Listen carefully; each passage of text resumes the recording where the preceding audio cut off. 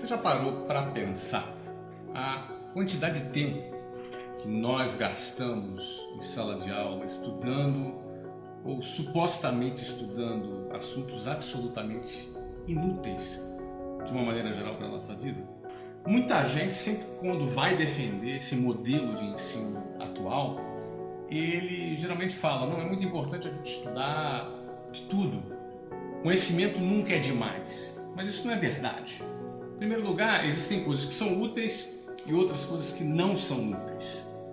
E além do mais, esse sistema de ensino convencional que está aí, ele foi criado e desenvolvido lá na época da Revolução Industrial, quando as fábricas precisavam formar empregados para trabalharem nas indústrias. Bom, naquela época não existia internet. Hoje, todos nós estamos a um clique, a 2 cliques de distância de qualquer informação que a gente queira ter acesso. Logo, acúmulo de informação em sala de aula tem muito pouco valor hoje. Qualquer pessoa tem acesso a qualquer informação, não precisa ir numa biblioteca, não precisa pesquisar em vários lugares, no seu próprio computador ou no seu celular, você tem acesso a qualquer informação. Logo, a escola não é um lugar para que você acumule informações. A escola deveria ser um lugar para que você aprenda a pensar, para que você aprenda a raciocinar e que você aprenda a desenvolver conhecimentos e habilidades que sejam úteis para a sua vida. Por exemplo, por que você acha que seria importante você ficar decorando os nomes de montanhas e rios da China, como por exemplo eu estudei em geografia no ensino médio?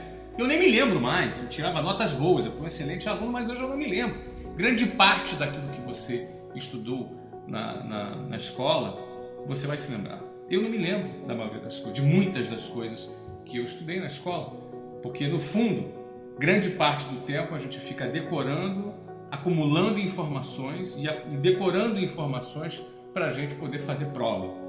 A gente vive nesse sisteminha artificial de decorar para fazer prova, decorar para fazer prova. A pergunta que fica é: necessariamente os melhores alunos das turmas são os que são mais bem-sucedidos na vida? Necessariamente aqueles que mais são bem-sucedidos nesse sisteminha de decorar para fazer prova são aqueles que estarão preparados para resolver os problemas reais da vida? A escola deveria se atualizar. A escola, além de matar a imaginação das pessoas, colocam elas dentro de uma caixa, treinam elas para pararem de pensar, para pararem de ter iniciativa e colocam as pessoas como meros consumidores passivos de informação. As pessoas sentam, um professor fala e todo mundo fica comendo e ruminando aquela informação que o professor passa para ele na sala de aula, e depois tem uma prova, que prova apenas que você soube treinar e decorar para fazer aquela prova. A maioria já esquece logo depois da prova.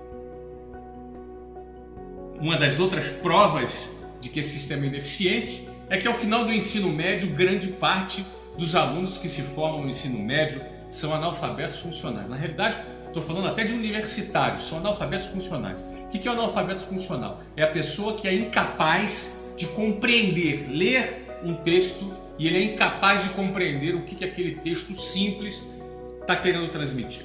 Passaram mais de uma década nas mãos do sistema de ensino, mas mais uma vez o sistema de ensino se prova incompetente para isso.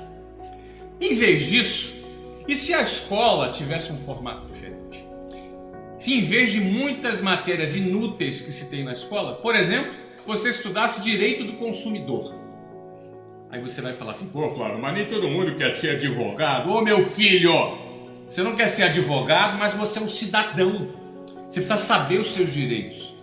Direito do consumidor não é para advogado somente. É para você, é para mim, é para qualquer pessoa. Todas as pessoas poderiam estudar direito do consumidor, poderiam estudar direito civil, poderiam estudar as várias disciplinas do direito que te dá noção das regras do jogo, para que nós vivamos em sociedade conscientes dos nossos direitos. Não do ponto de vista técnico, da profundidade, para você fazer uma defesa, uma petição. Não, nada disso. Você conhecer o básico como consumidor, como um indivíduo que vive numa sociedade que tem leis e regras do jogo. Não entender o mínimo das várias disciplinas do direito é o mesmo que você ser um jogador de futebol e não saber o que é impedimento. Você não saber que não pode botar a mão na área, senão é pênalti. E, infelizmente, nós passamos mais de uma década esquentando a cadeira da escola sem aprender o mínimo das regras do jogo. Por que isso? Será que quem decide esse programa não tem interesse que você conheça as regras do jogo? Você quer ver uma outra matéria que é fundamental? Educação financeira. Educação financeira é fundamental. Você deveria estudar isso todas as semanas nos últimos 10 anos da sua vida. Desde a primeira série do ensino fundamental, você já deveria estudar educação financeira. Educação financeira é como você comprar um imóvel, como comprar um carro, como deduzir juros, como trazer os valores para valor presente, como calcular o impacto dos juros a longo prazo, como você aplicar o seu dinheiro, como você ter a sua independência financeira, como você fazer a sua própria previdência em vez de ficar dependendo da porcaria da previdência que o governo oferece, como você poder gerenciar melhor o seu dinheiro. Por que será que você não aprende isso? Por que será que você ficou estudando as briófitas em vez de aprender como lidar com o seu dinheiro? Aí aparece sempre naquela hora que aparece sempre alguém falando assim, né? Não, é importante conhecimentos gerais. É legal, meu amigo. O Google tá aí pra gente saber de tudo. Agora, já que a gente vai estudar alguma coisa, já que nós vamos gastar o nosso tempo com alguma coisa na escola, que seja com alguma coisa útil.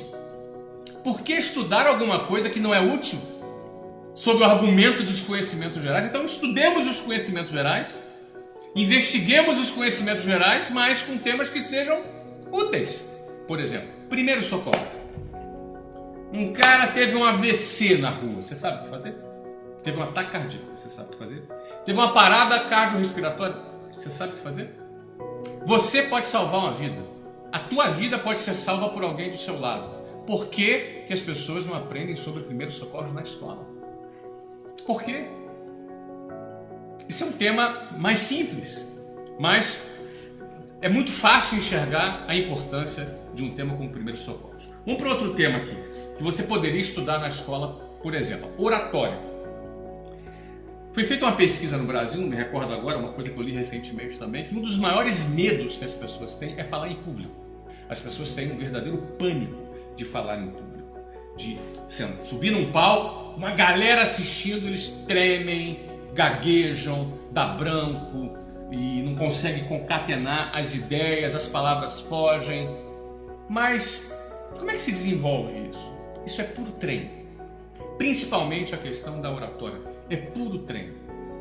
Mesmo para as pessoas que são pessoas tímidas, é puro treino. Existem técnicas, inclusive, para isso, que podem ser desenvolvidas. Você pode treinar e eu fico me perguntando, você fica com as nádegas na cadeira da escola por mais de uma década e por que não existe um treinamento focado no desenvolvimento da sua oratória? Oratória vai ser importantíssimo para a sua vida em várias coisas. Você pode se destacar, você pode assumir cargos de liderança.